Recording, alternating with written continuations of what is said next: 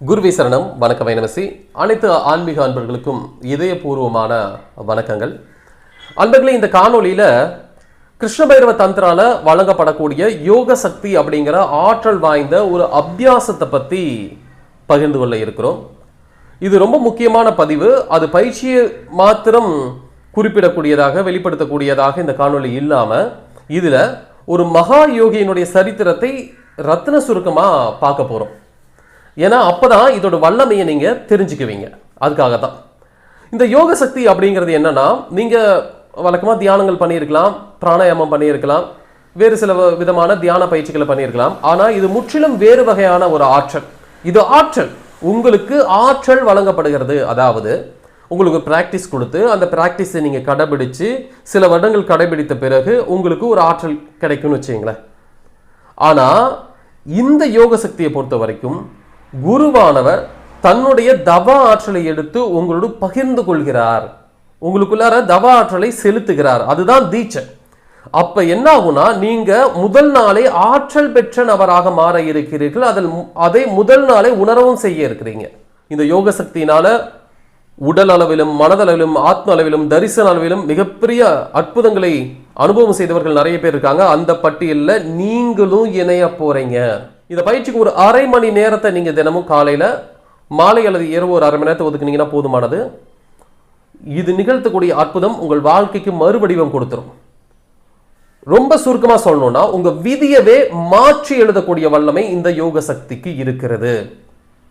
இந்த யோக சக்தியை யார் கொடுக்கறாங்க அப்படிங்கறத முதல்ல நீங்க தெரிஞ்சுக்கணும். அவருடைய வரலாற்றை சுருக்கமா பின்னாடி நம்ம பார்க்க போறோம். ஹரிதுவார்ல தவத்தையும், தாந்திரிகத்துல தசமகா வித்யாவையும், யோகத்துல கேசரி யோகத்தையும் தாண்டிய நிலைகளை சித்தி செய்தவர், காலபைரவருடைய உபாசகர், தசமகா வித்யாவை முடித்தவர் பிரஜாபதி ரிஷியோகி அவர்கள் தான் கொடுக்கிறார். இந்த யோக சக்தி எத்தகைய வடிவத்தில் செயல்படுது, அதோட வல்லமை என்னங்கிறதை இப்போ வரிசையா பார்க்கலாம்.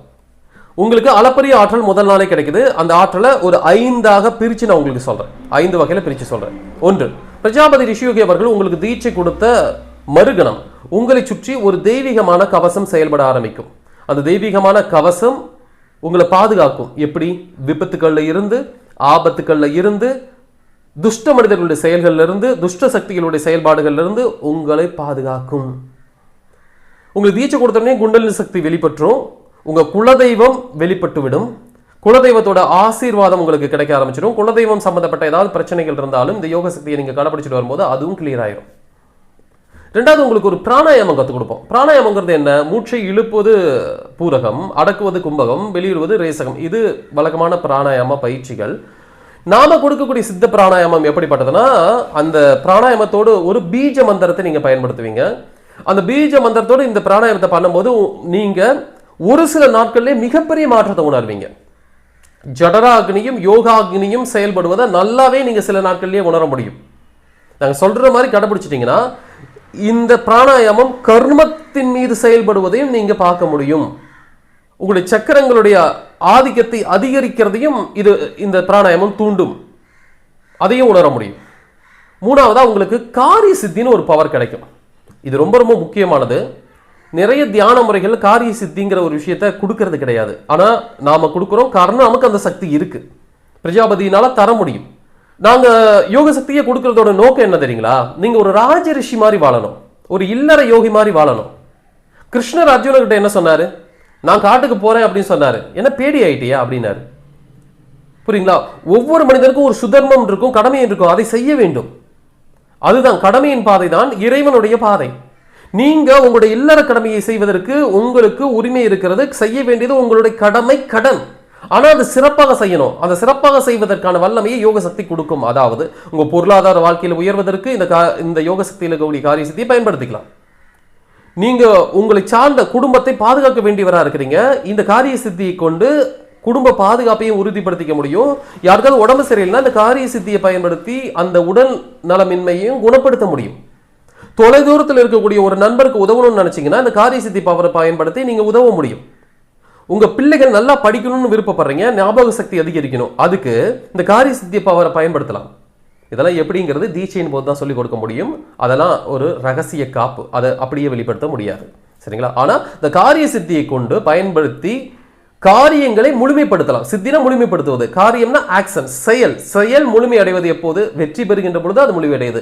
வெற்றிகரமான வாழ்க்கைக்கு உதவக்கூடிய மாபெரும் ஆற்றல் காரிய சித்தி அப்படிங்கிற இந்த ஆற்றல். இந்த ஆற்றல் நீங்க முதல் நாளே எக்ஸ்பீரியன்ஸ் பண்ணிடுவீங்க. அதான் ரொம்ப முக்கியமானது. ஃபர்ஸ்ட் டே இந்த ஆற்றலை எக்ஸ்பீரியன்ஸ் பண்ணிடுவீங்க. நான்காவதா உங்களுக்கு ஒரு மந்திர உபதேசம் தரப்பட போகுது. அந்த மந்திர உபதேசம் யாருடையது அப்படின்னா பகவான் குரு ஓம்காரநாதருடையது. இந்த இடத்துல தான் நீங்க பிரஜாபதி ரிஷியோகி அவர்களுடைய சரித்திரத்தை தெரிஞ்சுக்கணும், ஓம்காரநாதரை புரிஞ்சுக்கணும். பிரஜாபதி ரிஷியோகி அவர்கள் இராணுவ வீரரான தந்தைக்கு ஒரு காரணகாரிய புருஷராக அவதரித்தவர். அவருடைய அப்பா மிலிட்ரியில் இருந்தவர். 1971 இந்தியா பாகிஸ்தான் யுத்தத்தில் பங்கேற்ற வீரர் அவர். அவர் ராமகிருஷ்ண பரமஹம்சருடைய பக்தர். விவேகானந்தர் மீது மிகப்பெரிய பிரியம் கொண்டவர். அவருக்கு திருமணமான பிறகு ஜம்கட்டாவில் இருக்கக்கூடிய வைஷ்ணவி தேவி கோயிலுக்கு போயிருக்கிறார். அங்க அந்த தாய்கிட்ட பிரார்த்தனை பண்ணது ஒன்னே ஒண்ணுதான், அம்மா எனக்கு ஒரு மகனை கொடு, அந்த மகன் விவேகானந்தரை போல ஒரு ஆன்மீகவாதியாக இருக்க வேண்டும் அப்படின்னு சொல்லி கண்களை மூடி பிரார்த்தனை பண்றார். ரொம்ப ஆழமான பிரார்த்தனை பண்றார். அப்ப கண்களை திறக்கும் போது முன்னாடி ஒரு யோகி நிற்கிறார், கம்பீரமான ஒரு யோகி. அவர் சொல்றார், எங்களில் ஒருவன் உனக்கு மகனாக வந்து பிறப்பான். இவர் மனசுக்குள்ளதான் பிரார்த்தனை பண்ணார். அந்த யோகிக்கு தெரிஞ்சிருக்கு பாருங்களேன். ஆக இது ஒரு தேவ வாக்கு அப்படிங்கிறத புரிஞ்சுக்கிறார். ரொம்ப மகிழ்ச்சியோட திரும்பி வந்திருக்கிறார். ஒரு வருட காலகட்டத்தில் பிரஜாபதி ரிஷியோகி அவர்கள் பிறப்பெடுத்திருக்கிறார். அவர் பிறந்த காலகட்டத்திலேயே நற்சகுனங்கள் நிறைய தோன்றி இருக்கிறது. வளர்ந்து வர்றாரு. 5 வயது உறங்கி கொண்டிருக்கும் போது ஒரு குரல் அவர் பெயர் சொல்லி அழைக்கிறது. எந்திரிச்சு பார்த்தா உலகத்தோட ஊழி கால காட்சிகள்லாம் தோன்றுது. நடுவில் நடராஜருடைய விஸ்வரூப தரிசனம். 5 வயது குழந்தை. அவருக்கு அந்த ரூபம் என்னன்னு தெரியல, நடராஜர்னா என்னன்னு அவருக்கு தெரியல. ஏன்னா அவருடைய தந்தை அவருக்கு அறிமுகப்படுத்தியதெல்லாம் பிள்ளையாருங்கிற தெய்வம் தான். அவருக்கு பிள்ளையார் தெரியும், ஆனா நடராஜரை தெரியல. அந்த ரூபத்தை பார்த்தோன்னே அவர் பிரம்மாண்டத்தை பார்த்து மயங்கிடுறாரு. அதுக்கு பின்னான நாட்கள்ல நிறைய காட்சிகள் வருது. நிறைய மானுட சக்திக்கு அப்பாற்பட்ட மாதிரியான விஷயங்களை அவரால் பார்க்க முடியுது. ஒரு சின்ன பையன் எப்படி வெளிப்படுதுன்னு தெரியாம தவிக்கிறார். அப்படியே வளர்ந்துட்டு வரும்போது 8 வயசுல புரிஞ்சுக்கிறாரு, நாம ஏதோ ஸ்பெஷலா இருக்கும், ஏதோ ஒரு சிறப்பு அம்சம் நமக்குள்ள இருக்கு. அது என்ன, நான் யாரு, இந்த கேள்வி அவருக்குள்ள அரிக்குது, அவருக்குள்ள துளைக்குது அந்த கேள்வி. அது தெரிஞ்சுக்கலாம்னு நினைச்சு கண்களை மூடி யோசிச்சா தனிச்சையாவே அது தியானத்துக்கு அழைச்சிட்டு போயிருது. 2-3 மணி நேரம் தியானத்துக்கு போயிடுறாரு, ஆழ்ந்து போயிடுறாரு. நான் ஒரு நிமிஷம் உட்காந்த மாதிரி தான் இருக்கு, ஏன் 2-3 மணி நேரம் ஆயிருக்கு அப்படின்னு யோசிக்கிறார் அவர். அந்த பிறகு அவர் இந்த தேடலுக்கு யார் விடை தருவாங்கன்னு அலசுகின்ற பொழுது அவருக்கு குரு தேவை அப்படின்னு ஒரு சிந்தனை உதிக்குது. தன்னை உணர்வதற்கு குரு தேவை, ஞானம் பெறுவதற்கு குரு தேவை, எனக்கு குரு தேவை அப்படின்னு முடிவெடுக்கிறார். 10ஆம் வகுப்பு முடியுது, காட்டுக்கு ஓடிட்டார். காட்டில் போய் நான் அகத்தியர் அடைய போறேன், சிவபெருமான அடைய போறேன், சிவதரிசனம் பெற போறேன்னு அவர் காட்டுக்குள்ள ஓடிட்டார். அவருடைய பயணம் மிகப்பெரியதாக இருந்திருக்கு. பள்ளி படிப்பதனால் பாதிக்க கூடப்பட்டிருக்கு. நிறைய மகான்கள் அவருடைய யோகத்தில் காட்சி கொடுக்குறாங்க. மகனே, உன்னுடைய குரு மகத்தானவர் வருவார், இப்போ நீ போய் உன் கடமையை செய் அப்படின்னு சொல்றாங்க. ஆனால் அவர் விடாப்படியே குருவை சந்திச்சே தீர்வுன்னு காட்டுக்குள்ள சுத்திக்கிட்டே இருக்கிறார்.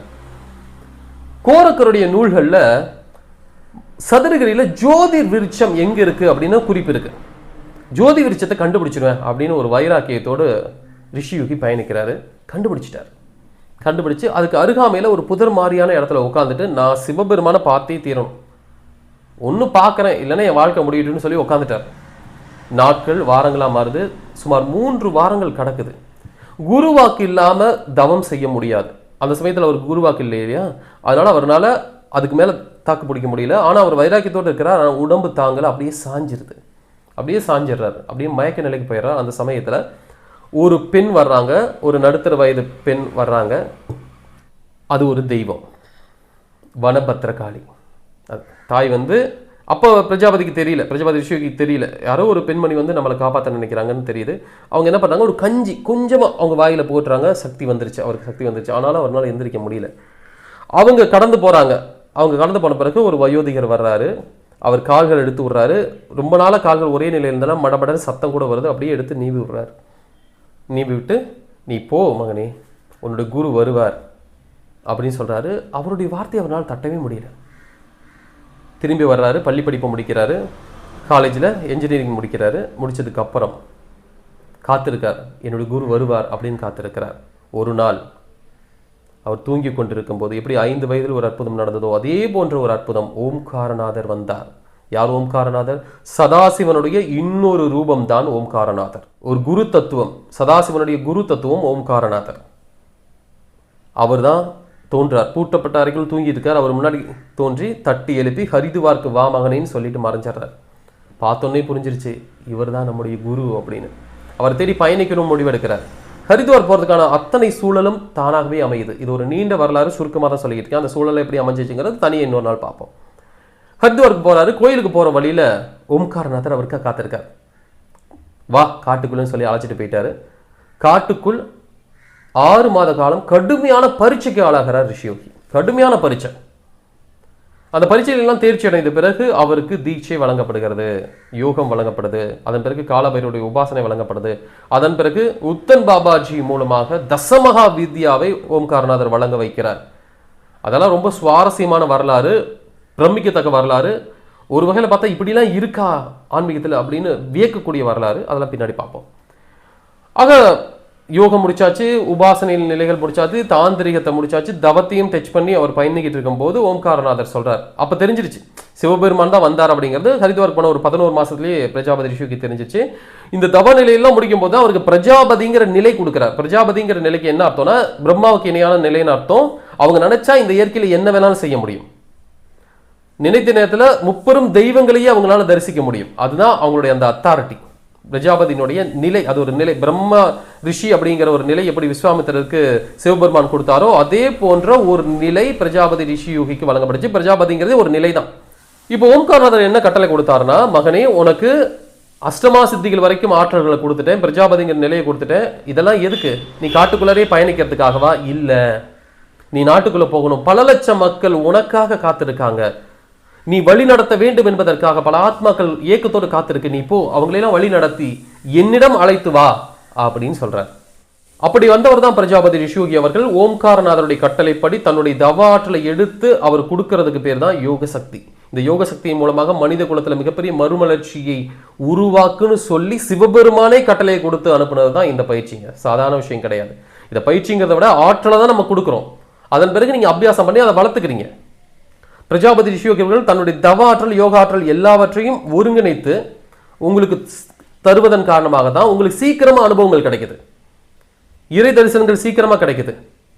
ஆக அந்த ஓம்காரநாதர், பிரஜாபதி ரிஷியோகி அவர்களை உருவாக்கிய அந்த ஓம்காரநாதர், நம்முடைய ஆதி குருவாக இருக்கக்கூடிய ஓம்காரநாதர், அவருடைய மந்திரோபதேசம் இந்த யோக சக்தி பயிற்சியில கொடுக்கப்படும், அபியாசத்துல கொடுக்கப்படும்.